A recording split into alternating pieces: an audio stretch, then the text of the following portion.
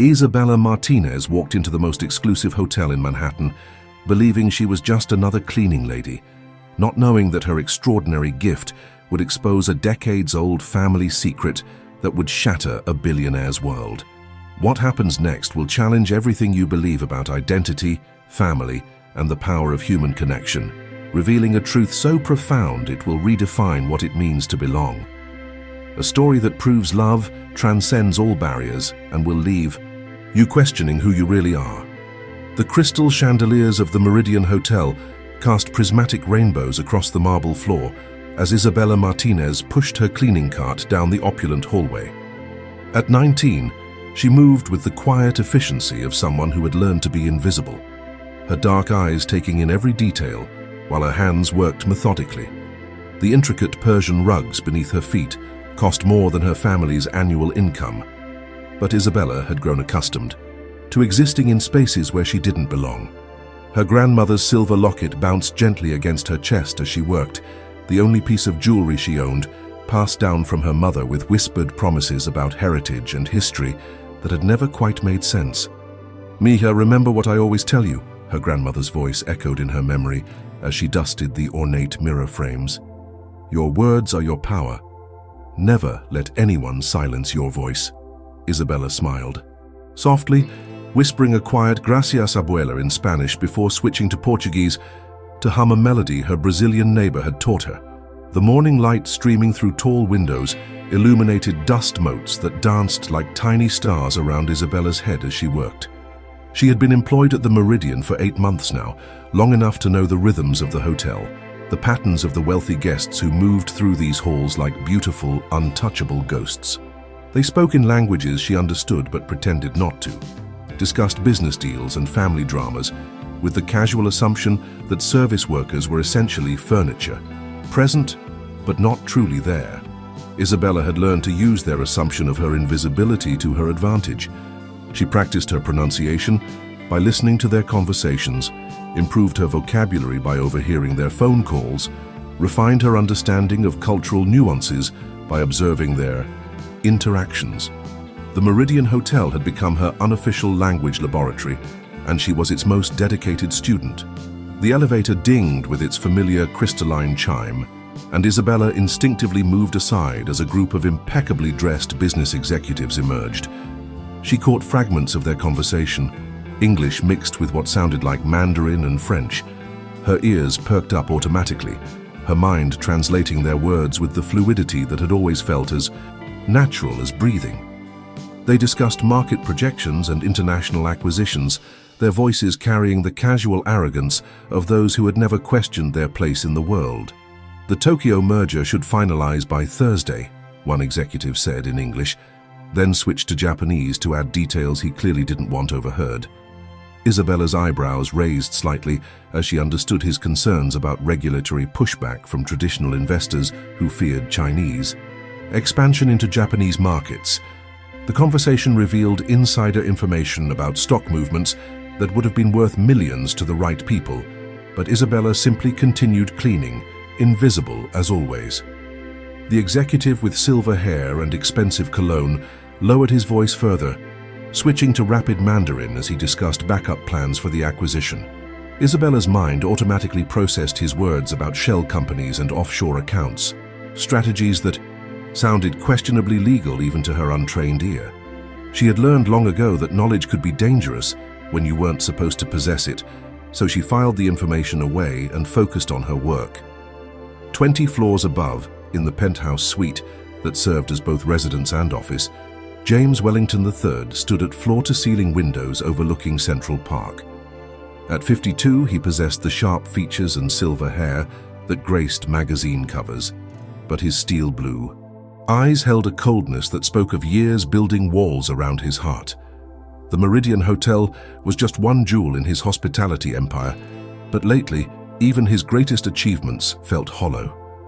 The penthouse itself was a monument to success and isolation. Museum-quality art on the walls, furniture that belonged in European palaces, and not a single personal photograph to suggest that anyone actually lived in this perfectly curated space. James had designed it to impress business, associates and intimidate competitors, but increasingly it felt like a beautiful prison that contained nothing of real value. "Sir, the quarterly reports are ready for your review," his assistant Margaret announced from the doorway. She was one of the few people who had worked for him long enough to recognize the subtle signs of his darker moods, the way his jaw tightened almost imperceptibly, the measured silence before he spoke, the tendency to stare out windows as if searching for something that never appeared. Margaret had been with the company for 12 years, had watched James build his empire through shrewd investments and ruthless business acumen.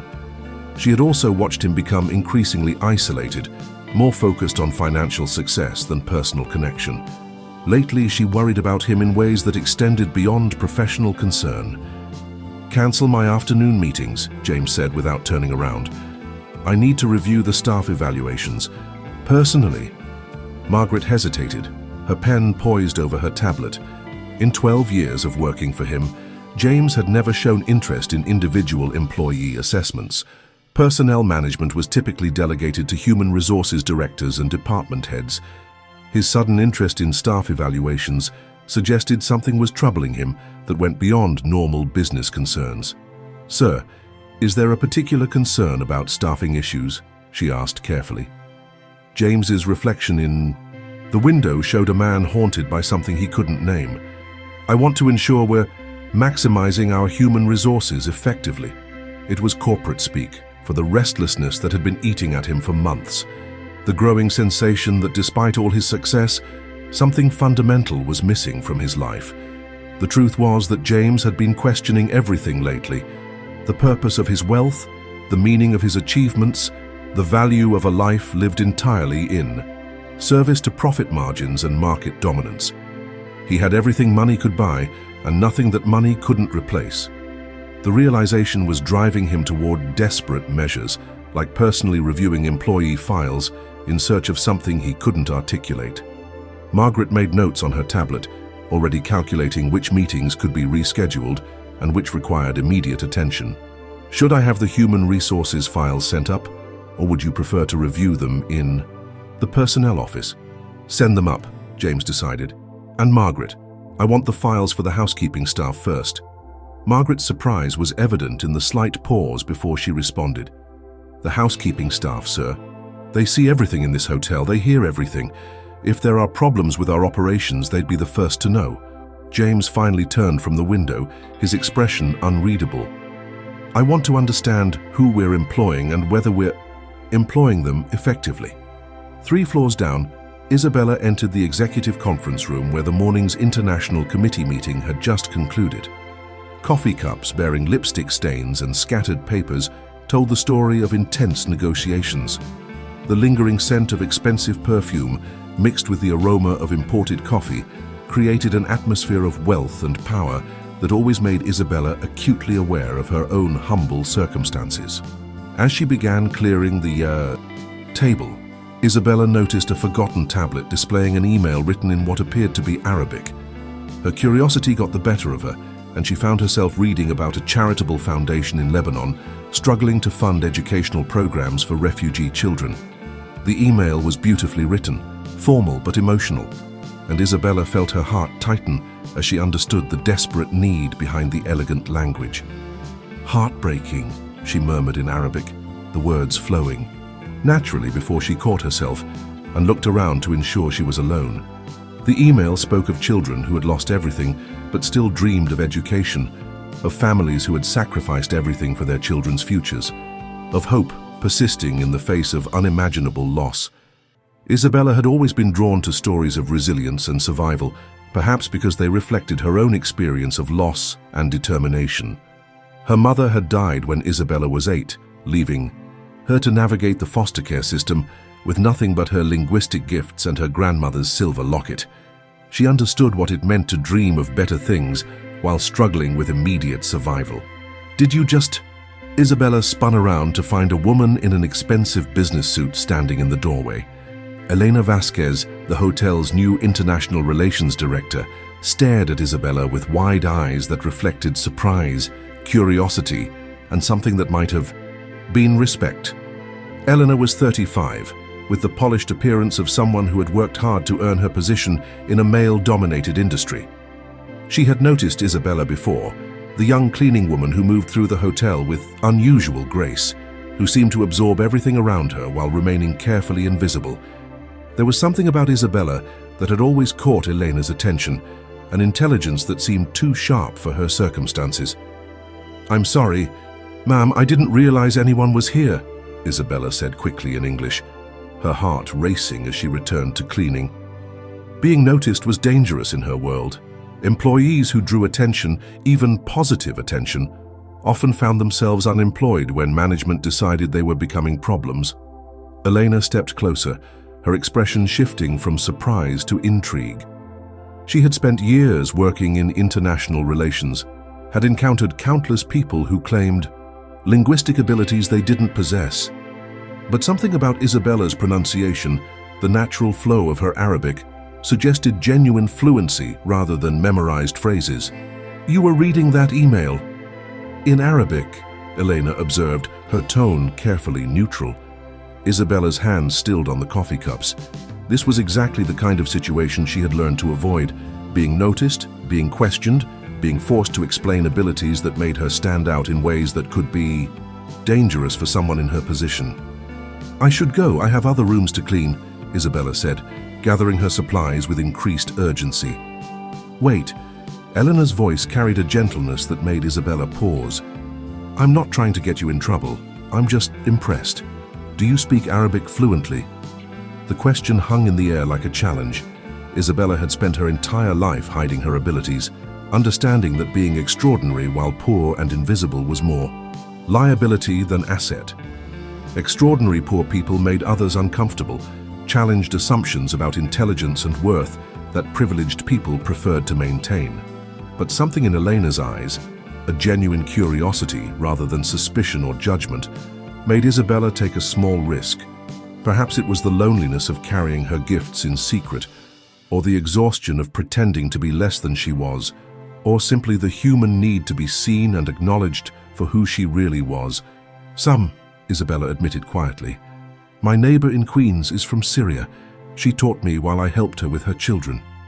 Eleanor's smile was warm and encouraging, free of the condescension Isabella had learned to expect from wealthy people who discovered her abilities. "What else do you speak?"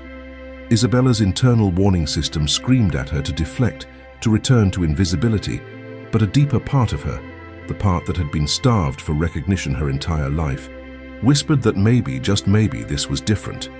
Elena seemed genuinely interested, rather than merely curious, respectful, rather than patronizing. Spanish, obviously. Portuguese from my Brazilian friends in the building. French from school, though I learned more from old movies and books.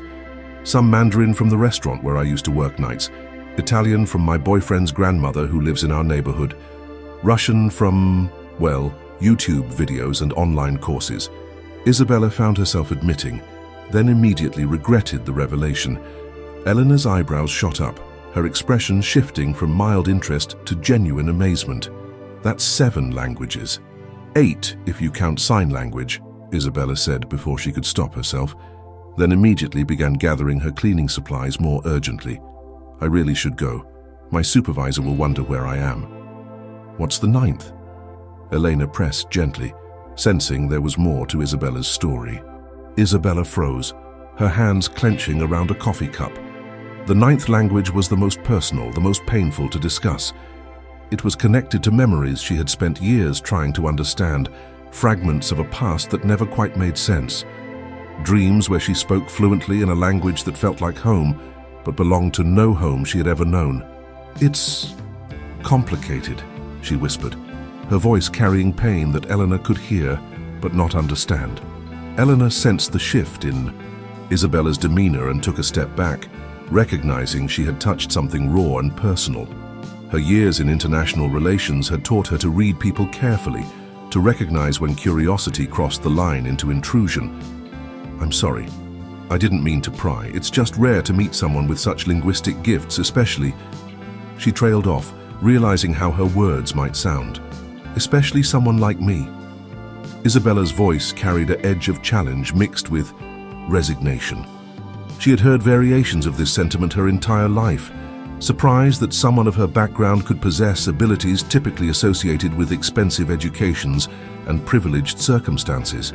"I was going to say especially someone so young," Elena corrected gently, though she realized Isabella's interpretation wasn't entirely wrong. Language acquisition at that level usually takes years of formal study and immersion experiences that are, financially, challenging to access. Isabella's shoulders relaxed slightly, but her guard remained up. Eleanor's correction felt genuine, but Isabella had learned to be skeptical of kindness from people whose lives were so different from her own. "Words have always just made sense to me. Like music, you know? The patterns, the rhythms. They speak to each other across cultures and histories," Isabella explained, her voice taking on a dreamy quality that revealed her deep love for languages.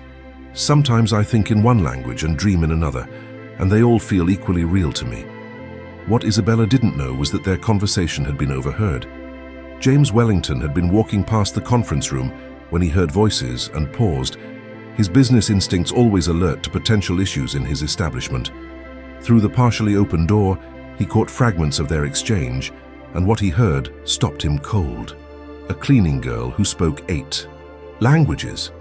9, apparently, though she was being mysterious about the last one.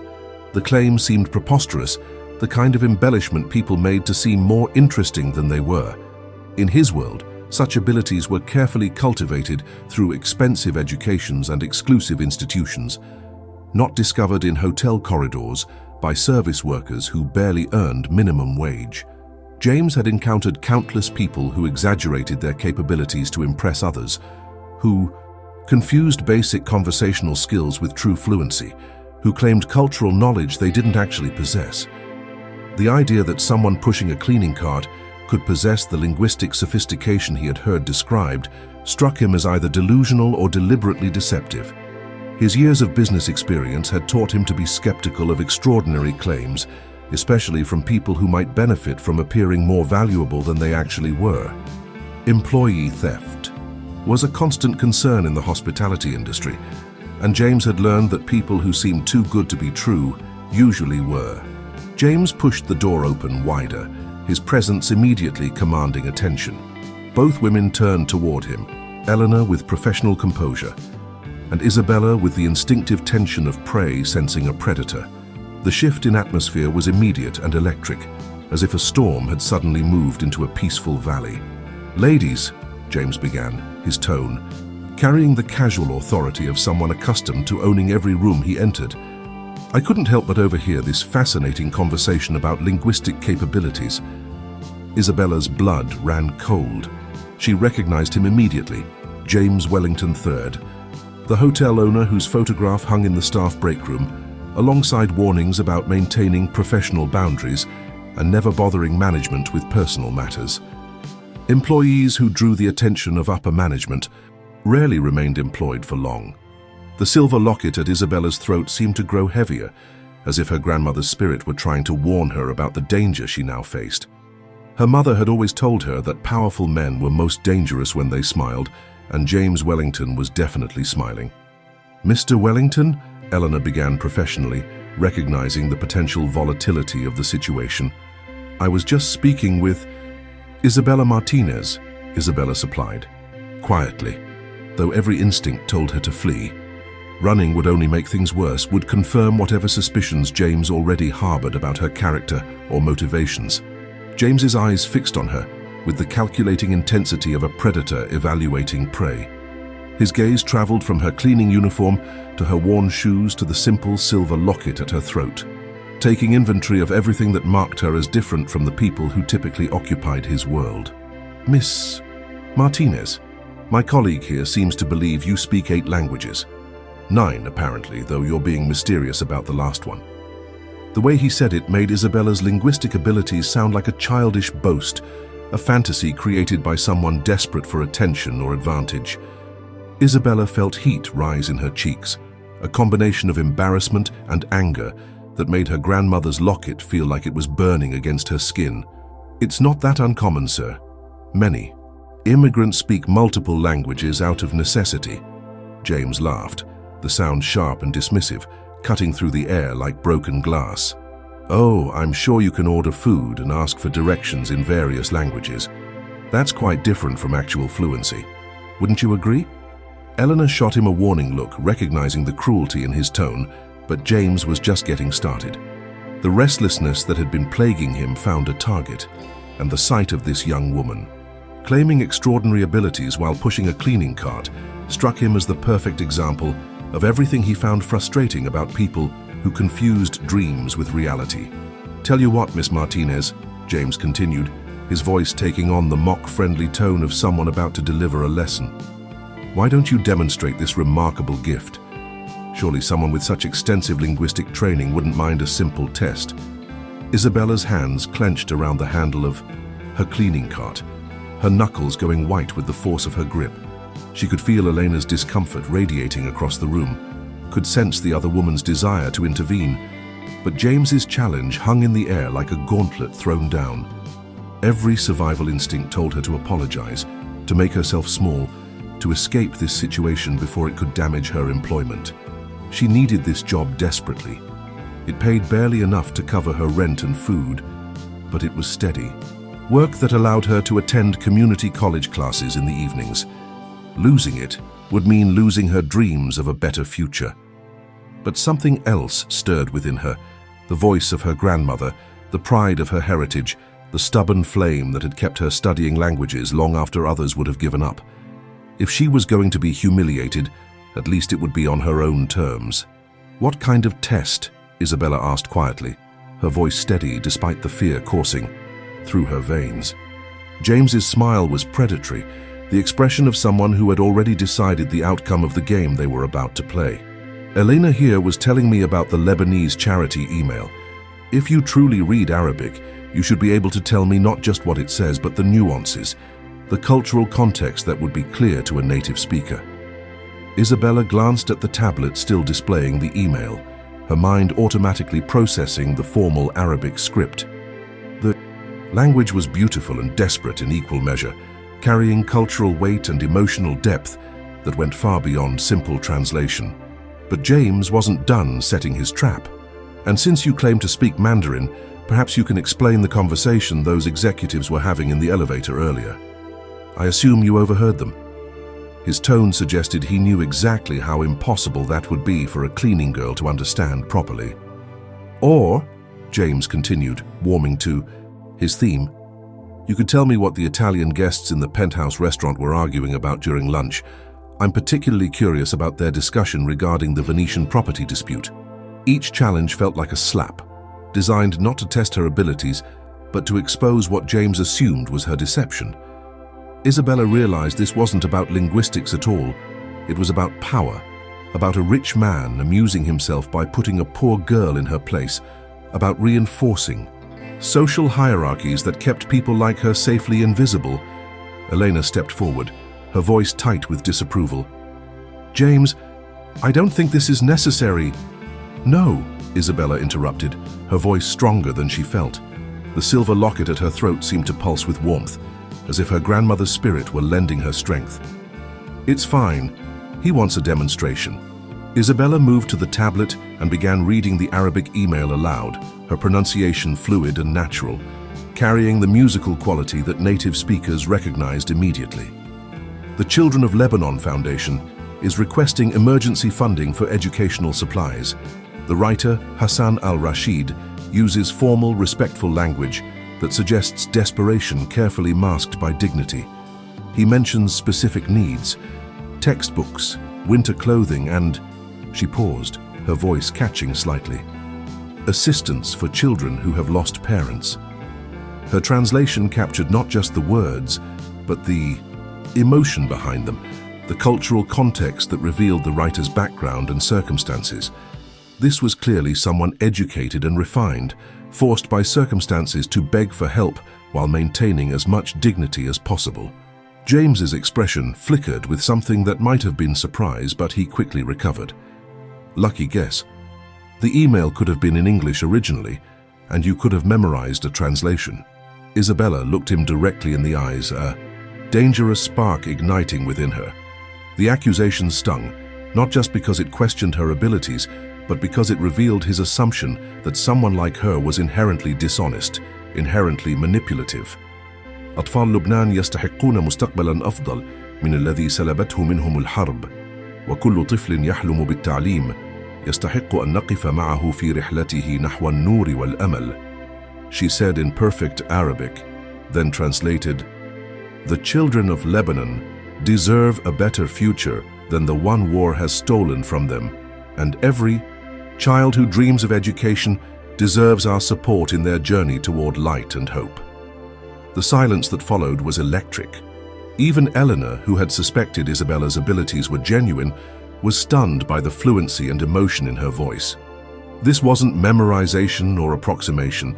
This was native-level competency combined with genuine cultural understanding. But James refused to concede, his pride preventing him from acknowledging that his assumptions had been completely wrong.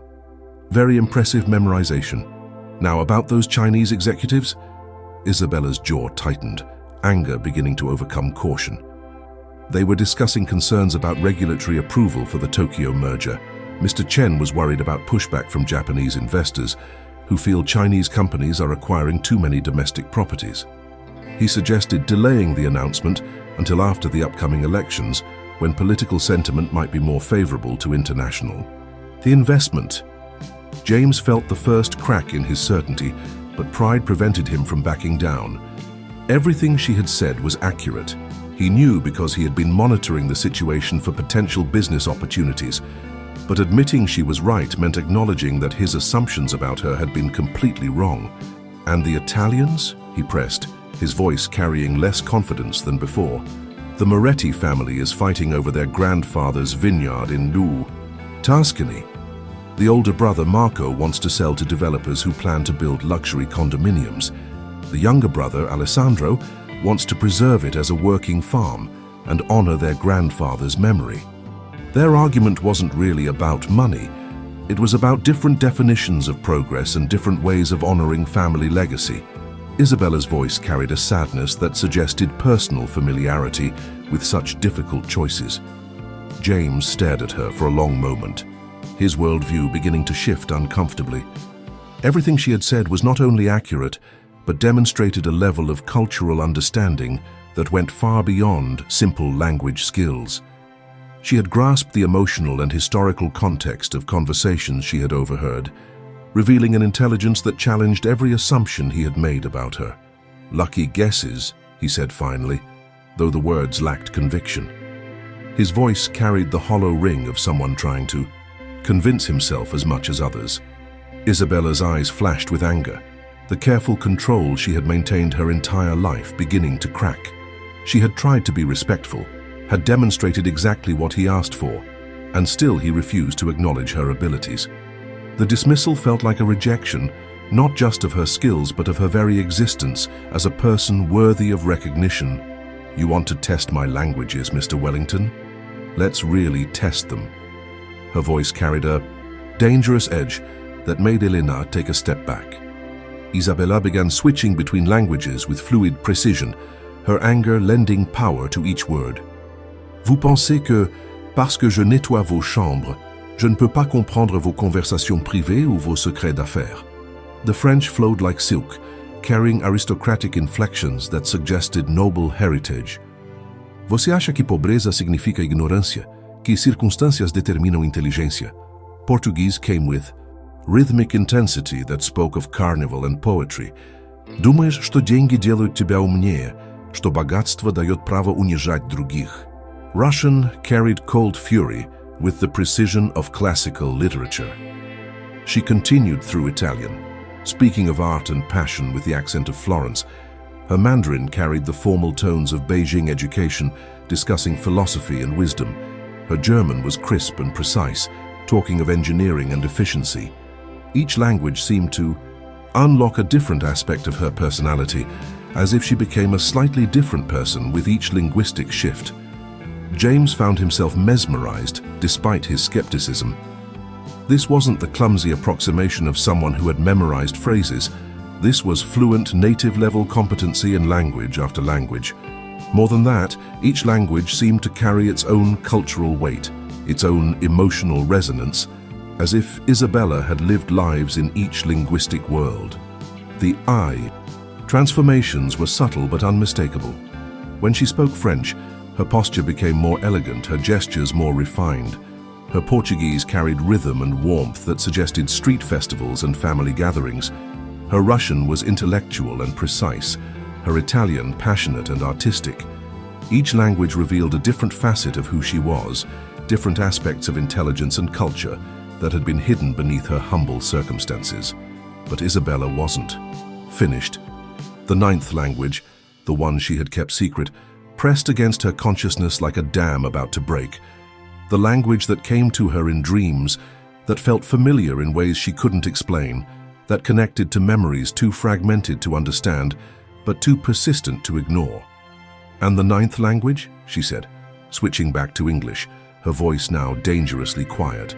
"The one you're so curious about?" James nodded, no longer smiling, sensing that something fundamental was about to shift. The air in the room felt charged, as if lightning were about to strike. Isabella closed her eyes, reaching for words that felt like coming home and breaking apart simultaneously. This language was different from all the others. It didn't feel learned or acquired, but inherited, like a melody passed down through generations. When she opened her eyes again, her entire demeanor had changed. "Cette langue est celle de mes rêves les plus anciens, celle qui me chuchotait des berceuses que je ne me rappelle pas avoir entendues, celle qui porte en elle les secrets d'une famille que je n'ai jamais connue, mais que mon cœur reconnaît comme sienne," she said, her voice carrying an aching beauty. The French was different from what she had spoken before, older, more formal, carrying accents and inflections that suggested not just fluency but heritage. This wasn't modern conversational French, but the French of old European families, of generational wealth and aristocratic traditions, the kind of French that was learned at mother's knee and refined in drawing rooms, passed down through bloodlines that traced back centuries. James went very still, his face draining of color so quickly that Elena stepped toward him in concern.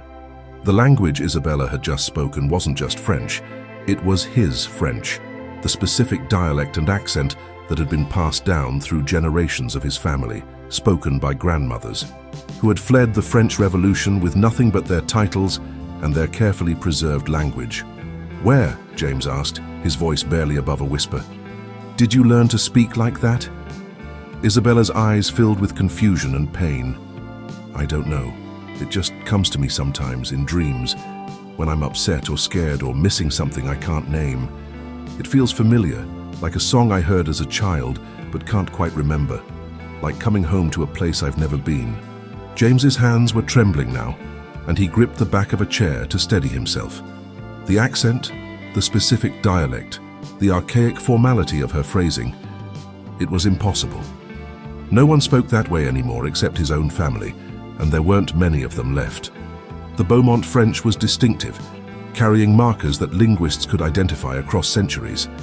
It was the French of old aristocracy, preserved in exile and maintained through generations of careful instruction. James had heard it spoken by his grandmother, his mother, his sister before she... "What's your full name?" he demanded, his voice harsh with emotion he couldn't control. "Isabella Martinez, but my mother's maiden name was..." She hesitated, as if the words were difficult to speak, as if saying them aloud might change something fundamental about her world. "Beaumont. Isabella Beaumont Martinez." The chair creaked under James's grip, wood protesting against the force of his hands. Elena watched in growing alarm as his face cycled through shock, disbelief, recognition, and something that might have been anguish. "That's impossible," James breathed, the words coming out like a prayer or a curse. "What's impossible?" Isabella asked, fear creeping into her voice as she watched this powerful man seem to crumble before her eyes. James stared at her, as if seeing her for the first time, his eyes tracing her features with desperate intensity. The dark hair that caught, light like silk, the elegant bone structure that photography would love, the way she held herself with unconscious grace despite her humble circumstances. Details he had dismissed as common beauty, suddenly took on devastating significance. The shape of her eyes, the curve of her mouth, the way her chin lifted when she was challenged, all of it was achingly familiar, heart-stoppingly recognizable. It was like looking at a ghost, at someone he had mourned for decades, at a future he had thought was lost forever. "Beaumont is not a common name," he said slowly, as if each word cost him something precious. "Especially not when combined with that particular dialect of French. That specific accent, those inflections, they're not taught in schools or learned from books, they're inherited." Isabella's heart began to race, sensing that she was approaching some kind of precipice, some revelation that would change everything she thought she knew about herself. My mother never talked about her family. She said they were from France originally, but that was generations ago. She died when I was 8, and she never... Isabella's voice broke slightly. "She never told me anything about where we came from. I thought maybe she didn't know, or maybe it didn't matter anymore." James felt the world tilting around him, reality reshaping itself in ways that challenged everything he thought he understood about his life, his family, his choices. 34 years. So ago, his family had been destroyed by a scandal that had torn apart everything he thought he knew about love, loyalty, and belonging. His sister Marie had been disowned, cast out, erased from family history for falling in love with the wrong man. Not wrong because he was bad or cruel or unworthy, but wrong because he was poor, because he was Mexican, because he represented everything their parents feared about the changing world. The last time James had seen Marie, she had been 19 years old, pregnant, and choosing love over fortune. She had stood in their father's study, dignity radiating from every inch of her small frame, and declared that she would rather be poor and loved than rich and empty. Marie Beaumont Wellington, who had run away with Carlos Martinez, who had vanished so completely that James had never learned what became of her or her child. His niece, the niece he had never known existed, who had been living in poverty while he accumulated wealth, who had been struggling alone while he built an empire that could have supported dozens of families. "How old are you?" James asked, though he already knew the answer would shatter what remained of his carefully constructed world. 19, Isabella whispered, sensing that her answer carried weight she couldn't understand. James closed his eyes, and suddenly he was 8 years old again, watching his 6-year-old sister practice her French with their governess. Marie had always been the gifted one, the one who absorbed languages like sunlight, who could switch between English and French mid-sentence, who spoke to their French grandmother in the formal, archaic dialect that had been passed down through generations of Beaumont women. The same dialect Isabella had just spoken with heartbreaking perfection. "Mon Dieu," he whispered, the French slipping out unconsciously, and Isabella's head snapped up at the familiar sound. "You speak French too," she said softly, and there was something in her voice. Recognition, longing, the sound of a missing piece finally finding its place. "The way you said that, it sounds like the voice in my dreams." James opened his eyes and looked at her, really looked at her, and saw not a cleaning girl making impossible claims, but his sister's eyes staring back at him. Marie's stubborn chin, Marie's graceful hands, Marie's gift for languages that had been passed down through bloodlines he had tried to forget.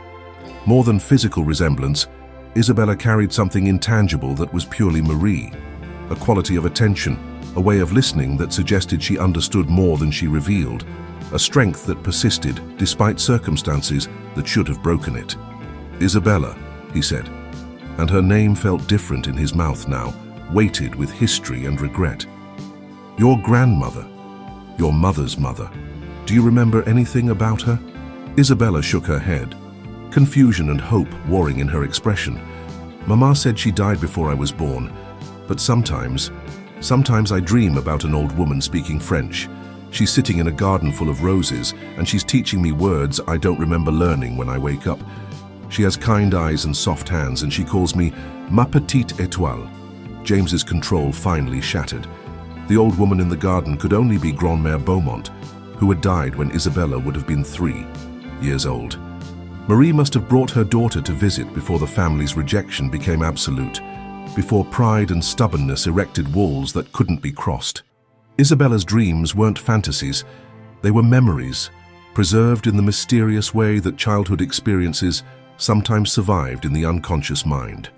His grandmother had met her great-granddaughter, had probably taught her the first French words that would later feel so familiar in dreams. "Your mother?" James said, his voice thick with emotion. "What did she look like?"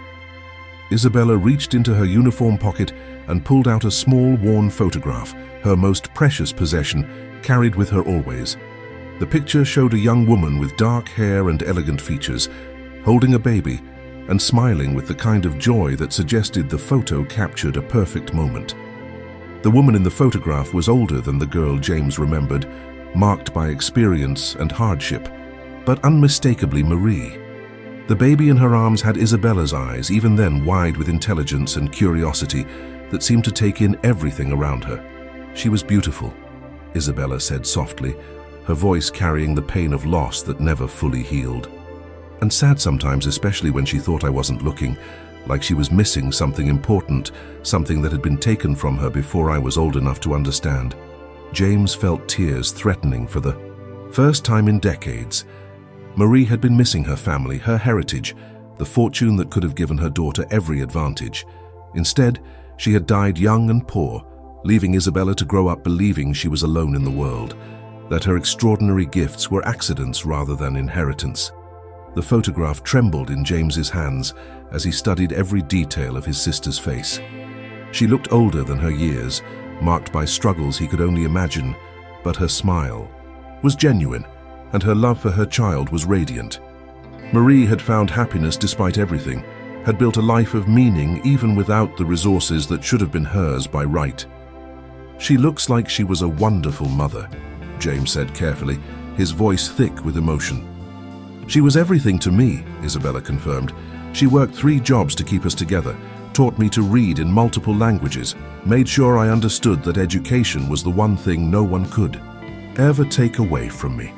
She died fighting to give me opportunities she never had." Eleanor, who had been watching this exchange with growing bewilderment, finally spoke up. "James, what is going on? You're scaring me." James looked between Isabella and Elena, his mind racing through implications and possibilities. "How did you tell someone they were not who they thought they were? How did you reveal that the girl you had just humiliated was your own flesh and blood, the last connection, to a sister you had lost to pride and stubbornness? More than that, how did you explain 34 years of absence, of not searching, of allowing family to struggle in poverty, while you accumulated wealth that could have changed everything? How did you begin to make amends for a betrayal that had lasted generations?" "Isabella," he said carefully, his voice carrying the weight of decades of regret, "I need to ask you something, and I need you to be completely honest with me." She nodded, though fear flickered in her eyes. Nothing good ever started with powerful people demanding honesty from powerless ones. "Have you ever felt like you didn't quite belong anywhere? Like there was something missing from your story that you couldn't name?" James asked, his voice gentle despite the importance of her answer. Isabella's breath caught. The question touched the deepest wound in her heart, the sense of displacement that had followed her through every foster home, every job, every relationship.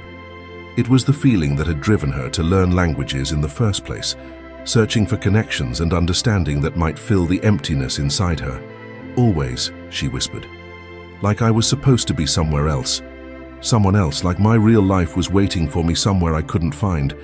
Like everyone else had instructions for how to live that I never received." James felt his heart breaking and healing simultaneously. This extraordinary girl who spoke 9 languages and cleaned hotel rooms, who possessed intelligence and grace that shone through despite her circumstances, who carried herself with unconscious nobility.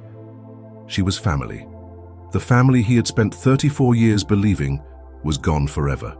"Isabella Beaumont Martinez," he said formally, his voice carrying the weight of generations, "you are not alone in this world." She stared at him, confusion and hope warring in her expression. "What do you mean?" James took a shaking breath and prepared to reveal the truth that would change both their lives forever. "Your mother, Marie Beaumont, was my sister. Your grandmother was Marguerite Beaumont Wellington, one of the wealthiest women in France before the war. You are not just Isabella Martinez, the cleaning girl who happens to speak 9 languages. His voice grew stronger with each word. You are Isabella Beaumont Wellington Martinez, heir to one of the oldest fortunes in Europe, and my niece. The silence that followed was deafening. Elena gasped, her hand flying to her mouth. Isabella stood frozen, the cleaning cart forgotten, her world reshaping itself around words that seemed impossible to believe. Outside, Manhattan continued its relentless pace, but inside the conference room, time had stopped. The revelation hung in the air like a thunderclap, reverberating through everything Isabella thought she knew about herself, her family, her place in the world. That's not possible, Isabella breathed, her voice barely audible. James reached into his jacket and pulled out his phone, scrolling to a photo he had kept hidden for decades. A family portrait from his childhood, his parents, himself as a young boy, and Marie at 6 years old. The resemblance between Marie and Isabella was unmistakable, but more than that, the family resemblance was clear in the bone structure, the way they held their heads, the intelligence in their eyes. Your mother ran away when she fell in love with your father. My parents, our parents, they disowned her, cast her out for choosing love over duty, for refusing to marry the man they had chosen for her. James's voice carried decades of regret. I was 18 and thought I understood the world. I let them convince me she had made her choice and we should respect it by letting her go. Isabella stared at the photograph, seeing her own features reflected in the face of the little girl, recognizing something in the family's formal pose that spoke of wealth and tradition and expectations she had never known existed. She never told me. She never said we had family. She was protecting you, James said softly. From a family that had rejected her, from expectations that might have hurt you, from a world that had proven it could be cruel to those who didn't fit its narrow definitions of acceptability. She wanted you to make your own way in the world, to build your own identity, free from the weight of family history. But she died poor, Isabella said, anger and confusion mixing in her voice. We had nothing. I bounced between foster homes after she died, worked since I was 14 to pay for school. If we had family, if there was money, why did she let us struggle? James felt the full weight of his family's mistakes crushing down on him. Every choice they had made, every year of silence, every moment of pride that had prevented reconciliation had cost. This remarkable girl the childhood she deserved, the opportunities that should have been hers by right. Because pride and stubbornness ran in our family like a disease, James said, his voice heavy with self-recrimination. Because we were too concerned with appearances and tradition to recognize that love was more valuable than bloodlines. Because I was too young and too angry to fight for her when she needed me most. Isabella's legs gave way and she sank into one of the conference room chairs. The revelation was too large to process, too life-changing to accept. Everything she had believed about herself, her origins, her place in the world, was shifting like sand beneath her feet. The silver locket at her throat seemed to pulse with warmth, as if her grandmother's spirit were trying to tell her something important. Isabella had always wondered why her mother had insisted she wear it, why it felt so significant despite its simple design. Now she understood. It was a connection to family, to history, to belonging that her mother had never been able to explain. I don't understand, Isabella whispered. If this is true, why now? Why are you telling me this now? James knelt beside her chair, his expression tender in a way that transformed his entire face. Because I heard you speak French the way Marie used to speak French, the way our grandmother taught us both. Because you have her gift for languages, her stubborn spirit, her grace under pressure. Because 34 years ago I lost my sister, and I just found out she left me the most precious gift imaginable. You.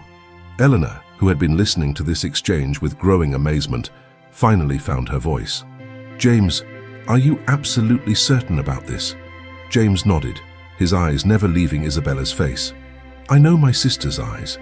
I know the Beaumont bone structure. I know the way our family speaks French when we're emotional. But more than that, he turned to Isabella, I know extraordinary people when I see them. Your linguistic abilities aren't just talent, they're heritage. Our family has always had a gift for languages. Isabella looked up at him. tears streaming down her face. "I've spent my whole life feeling like I didn't belong anywhere, like I was pretending to be someone I wasn't, even when I was just being myself." "You belong here," James said firmly. "You belong with family who should have been looking for you all along." But even as the words left his mouth, James realized the complexity of what he was offering. Isabella had grown up in poverty, learned to survive on her own, built her identity around being invisible and self-sufficient, suddenly revealing that she was heir to millions, that she came from a world of privilege and expectation, might feel more like a burden than a gift. "I know this is overwhelming," he said gently. "I know it changes everything you thought you knew about yourself. We don't have to figure everything out today." Isabella wiped her eyes, her mind beginning to work through the implications. The hotel where she cleaned rooms, the wealthy guests she served, the life of luxury she observed from the margins, all of it could be hers by right of birth. But what did that mean for who she was, for the person she had worked so hard to become? "The hotel," she said suddenly. "You own this hotel. I own a chain of hotels and estates in France, and investments around the world." James paused, choosing his words carefully. "All of which means nothing compared to finding out I'm not as alone as I thought I was." The sincerity in his voice caught Isabella off guard. She had expected him to be calculating, to see her as a problem to be managed or an opportunity to be exploited. Instead, he looked like a man who had been carrying a weight for decades and was finally able to set it down. "What happens now?" she asked. Softly, James smiled, and for the first time since she had met him, the expression reached his eyes. "Now we get to know each other. We figure out how to be family. We make up for lost time. And my job?" James laughed, the sound warm and genuine. "Isabella, you will never have to clean another hotel room unless you choose to. But," he added seriously, "I hope you'll consider staying involved with the business. Your linguistic abilities, your cultural insights, they could transform how we operate internationally." Isabella felt a spark of excitement cut through the overwhelming emotions. The idea of using her languages for something meaningful, of contributing rather than just surviving, appealed to her deeply. For the first time in her life, she could imagine work that felt like purpose rather than just necessity. "I'd like that," she said quietly. Eleanor, who had been watching this reunion with tears in her eyes, stepped forward.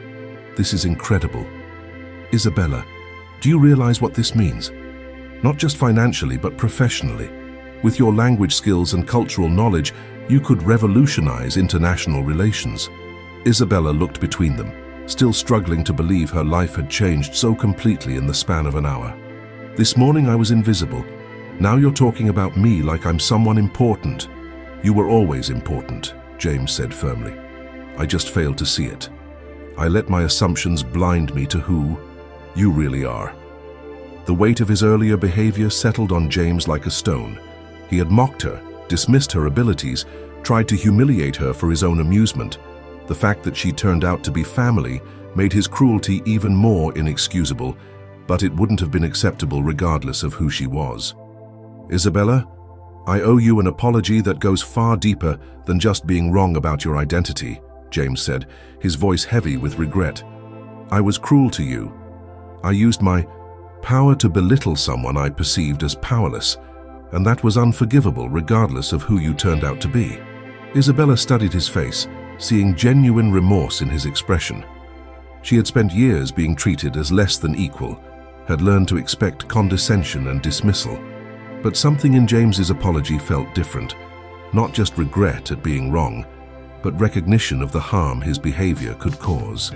"You were protecting something," she said quietly, surprising herself with her insight. "The way you tested me, you weren't just being mean, you were angry about something else." James was taken aback by her perceptiveness. "That doesn't excuse—" "No, it doesn't excuse it," Isabella agreed. "But I understand it. When you feel like the world doesn't make sense, sometimes you take it out on people who remind you of your confusion." The maturity of her response hit James like a physical blow. Here was this 19-year-old girl who had just had her entire world turned upside down, offering him understanding and grace he didn't deserve. "You're remarkable," he said softly. Just like your mother was. Isabella's expression shifted at the mention of her mother. Tell me about her. Tell me about Marie. James's eyes grew distant as he reached back through decades of memory, past years of regret and loss, to happier times when his family had been whole. She was 3 years younger than me, but she always seemed older in ways that mattered, incredibly bright, just like you. She spoke 4 languages fluently by the time she was 12. But more than that, she had this way of seeing people, really seeing them, understanding what they needed, even when they couldn't say it themselves. Isabella felt a warmth spreading through her chest. Her mother had been more than the sad, struggling woman she remembered. She had been part of something larger, something that connected Isabella to generations of women who shared her gifts. She used to read to me in French, Isabella said softly. I thought I was remembering it wrong, but she really did, didn't she? Every night, probably, James confirmed. Marie always said French was the language of dreams and poetry. She wanted to make sure any children she had would inherit the beauty of the language along with its practical uses. Elena, who had been listening quietly, spoke up. Isabella, do you realize what a gift that was? Most children who grow up bilingual lose their heritage languages if they're not constantly reinforced.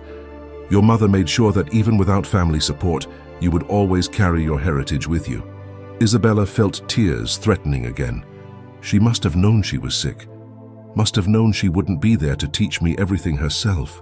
James felt his throat tighten. What did she die of? Cancer. It was fast. Only 6 months from diagnosis to... Isabella's voice trailed off. She used those last months teaching me everything she could. Not just languages, but how to be strong, how to survive, how to find beauty even when things were hard. She sounds like she was an incredible mother, James said, and meant it. She was, but I always wondered why she seemed so lonely even when we were together. Now I know. She was missing all of you. Isabella looked at James with a mixture of sadness and hope. She missed having a brother. The simple statement hit James harder than any accusation could have. He had missed having a sister too, had spent decades wondering what had become of her. But pride and hurt had prevented him from looking for her. I should have tried to find her, he said quietly. Should have tried to find both of you. Maybe, Isabella said, but maybe she needed to make her own way first. Maybe she needed to become the person she was meant to be before she could figure out how to reconcile with her family. James was struck again by her wisdom. When did you become so insightful about family dynamics? Isabella smiled sadly. When you grow up in foster care, you learn to understand why families break apart. It's usually not because people stop loving each other. It's because they don't know how to love each other well. The truth of her observations settled over them like a benediction. Eleanor wiped her eyes, moved by the grace Isabella was showing in the face of such overwhelming revelations. So what do we do now? Isabella asked. How do we learn to love each other well? James felt something loosen in his chest, a knot of tension he had been carrying for so long he had forgotten it was there. We start by being honest with each other, about who we are, what we want, what we're afraid of. Isabella nodded. I'm afraid you'll decide I'm not worth the complication. That once the novelty wears off, you'll realize I don't really fit in your world. And I'm afraid you'll realize that having family means having expectations and responsibilities, and you'll decide your freedom is worth more than our connection, James admitted. Eleanor smiled through her tears. You're both afraid of the same thing, that the other person will leave. That sounds like a good foundation for building trust.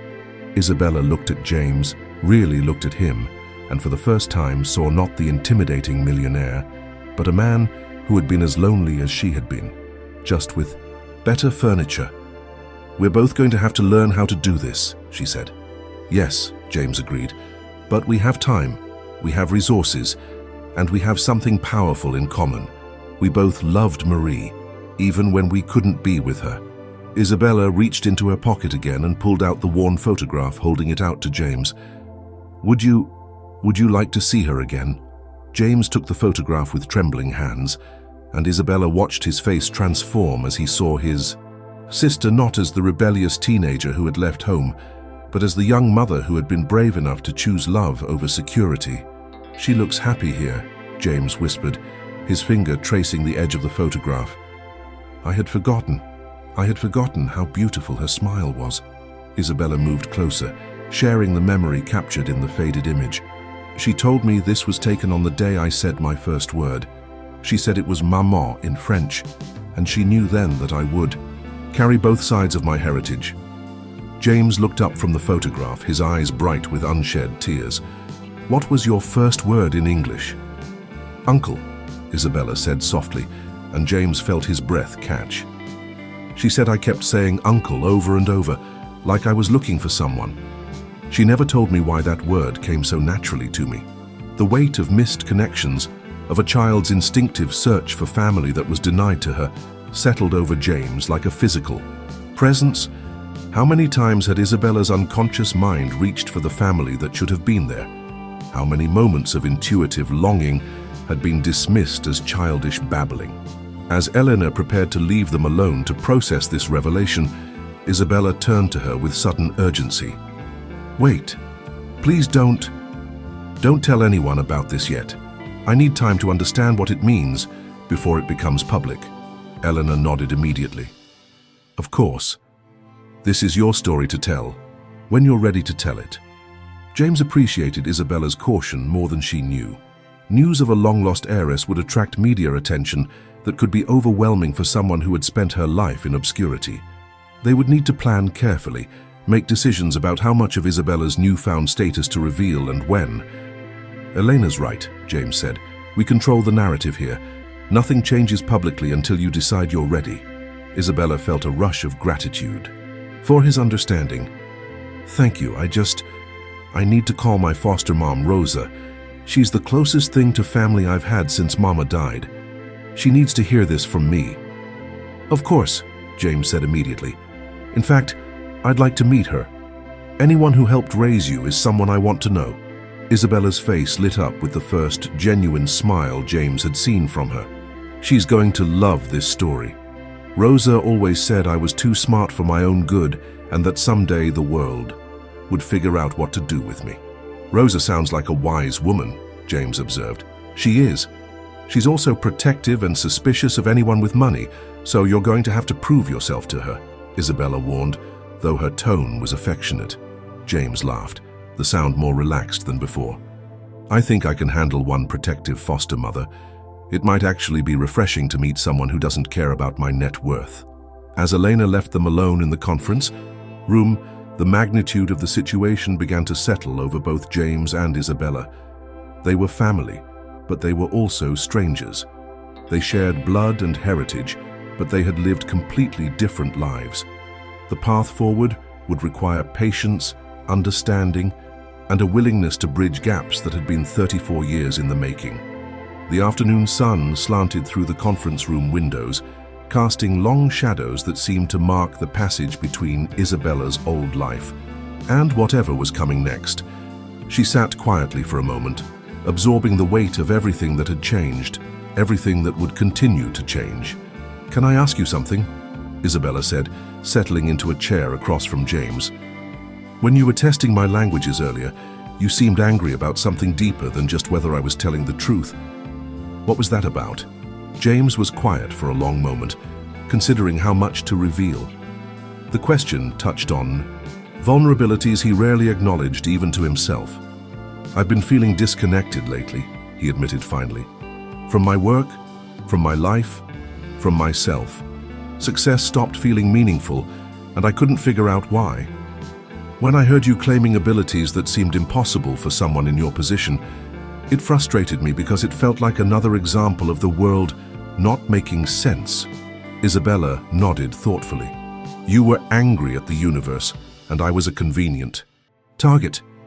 "That's uncomfortably accurate," James admitted. "I've spent years building walls around myself, telling myself that emotional distance was the same thing as strength. When you challenged my assumptions about who could be extraordinary, it forced me to question other assumptions I've been making." "Like what?"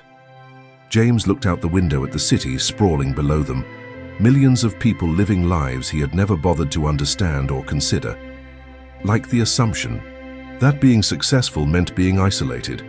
That caring about people made you vulnerable in dangerous ways. That family was something that happened to other people, not something I could choose to prioritize. Isabella was quiet for a moment, processing his words. Mama used to say that the heart has its own intelligence separate from the mind. She said some people spend so much time protecting their hearts that they forget how to listen to what their hearts are trying to tell them. Your mother was definitely Marie's daughter, James said with a sad smile. She always had insights that were too sophisticated for her age. Tell me more about our family, Isabella requested. Not just Marie, but everyone. I want to understand where I come from. James settled back in his chair, his expression growing thoughtful as he reached back through generations of family history. The Beaumonts are old French aristocracy, not the kind that lost everything in the Revolution, but the kind that adapted, invested wisely, and maintained influence through changing times. Your great-great-grandmother, Isabelle Beaumont, was actually a linguist and translator who worked with the resistance during World War II. Isabella's eyes widened with wonder and recognition. I was named after her. Marie insisted on it. She said Isabelle Beaumont was the bravest woman in our family history, and she wanted her daughter to carry that legacy of courage and intelligence. James paused, studying Isabella's face with new understanding. You look like her, actually. There's a portrait in the family estate in Provence. Same bone structure, same intelligent eyes, same way of listening that suggests you understand more than you reveal. Isabella felt a deep stirring, as if something inside her was recognizing itself for the first time. The feeling of displacement that had followed her all her life was beginning to make sense. She hadn't been missing her place in the world. She had been missing her knowledge of where she belonged. What happened to the estate? She asked, her voice soft with longing she was only beginning to understand. It's still there, still in the family. I've been managing it, but I always wondered. James trailed off, then looked at Isabella directly. I always wondered if I was just a caretaker, if the estate was waiting for someone else to bring it back to life. Someone like me? Isabella asked softly. Maybe, if you're interested. There's no pressure, but the estate has libraries filled with family documents, gardens that have been tended for centuries, archives full of family history going back to before the Revolution. It might help you understand your heritage in ways that conversations can't. Isabella felt a pull towards something she couldn't name, a longing for roots and history and belonging that she had never allowed herself to fully acknowledge. I'd like to see it. Someday. Whenever you're ready, James promised. But first we should probably figure out the practical matters. Where you're living, what you want to do about work, how we structure your inheritance. The word inheritance made Isabella's stomach clench with anxiety. How much money are we talking about? James hesitated, knowing that the number would be overwhelming for someone who had never had financial security. Between the estate, the business holdings, and liquid assets, approximately $300 million. Isabella went very still. The number was so large it felt abstract, impossible to relate to her lived experience of counting every dollar, of choosing between groceries and textbooks, of working multiple jobs just to survive. 300 million, she repeated slowly. Yes. Dollars. Yes. Isabella was quiet for so long that James began to worry he had broken something fundamental in her understanding of the world. When she finally spoke, her voice was very small. I've been saving up to buy a used car. I have $853 in my bank account. James felt his heart break a little at the stark contrast. Here was this extraordinary girl who had been scraping by on nothing while her birthright included more money than she could spend in several lifetimes. Isabella, he began. No, it's not. I'm not upset about the money. Exactly. It's just, she struggled to find words for the overwhelming nature of her new reality. It feels like you're telling me I'm someone else entirely, like Isabella Martinez never existed, and I have to become Isabella Wellington instead. James leaned forward, his expression urgent. That's not what this means. You don't have to become anyone other than who you already are. The money, the estate, the family name, they're tools, resources. They don't define you. But they'll change everything, Isabella said quietly. Where I live, how people see me, what's expected of me. I won't be invisible anymore. James realized she was grieving the loss of anonymity, the freedom that came with being underestimated and overlooked. In her world, invisibility had been protection, and sudden visibility might feel like exposure rather than opportunity. You're right, it will change things, but you get to decide how much and how fast. We can take this as slowly as you need, James assured her. Isabella looked at him with a mixture of gratitude and fear. What if I'm not good at being rich? What if I don't know how to handle expectations and responsibilities and people watching my every move? Then you'll learn, James said simply. The same way you learned languages, the same way you learn to survive on your own. You adapt, you practice, you get better. He paused, then added with conviction, and you won't be doing it alone. Isabella felt tears threatening again. The promise of not being alone was almost harder to accept than the money. She had built her identity around self-sufficiency, around not needing anyone. The idea of having family, of being part of something larger than herself, felt simultaneously wonderful and terrifying. I need time to think, she said finally. Of course. Take all the time you need. James reached into his jacket and pulled out a business card, writing something on the back. This is my personal number. Call me when you're ready to talk more, or if you just need to ask questions, or if you want to tell me to leave you alone entirely. Isabella took the card, surprised by the last option. You'd do that? Leave me alone if I asked? Isabella, you've spent 19 years building a life without knowing about our family. If you decide that life is better without the complications we represent, I'll respect that choice. James's voice was steady, but she could see the hope and fear warring in his eyes. But I hope you won't. I hope you'll give us a chance to be family. Isabella studied his face, looking for signs of manipulation or hidden agendas. Instead, she saw vulnerability that matched her own and a loneliness that she recognized intimately. I want to try, she said quietly. I'm scared, but I want to try. James smiled, and this time the expression transformed his entire face, revealing the man he might have been if loss and isolation hadn't hardened him. That's all anyone can ask for. Sigh. Isabella prepared to leave. The silver locket at her throat caught the light, sending small reflections dancing across the conference room walls. She reached up and touched it, feeling its familiar weight with new understanding. James, she said suddenly, my grandmother's locket. Did it belong to the family? James looked at the simple silver piece, and his eyes widened with recognition. May I see it? Isabella carefully removed the locket and handed it to him. James opened it, with trembling fingers, revealing a tiny photograph of a woman with kind eyes and an elegant bearing. This is Grandmère Beaumont, James whispered. Your great-grandmother.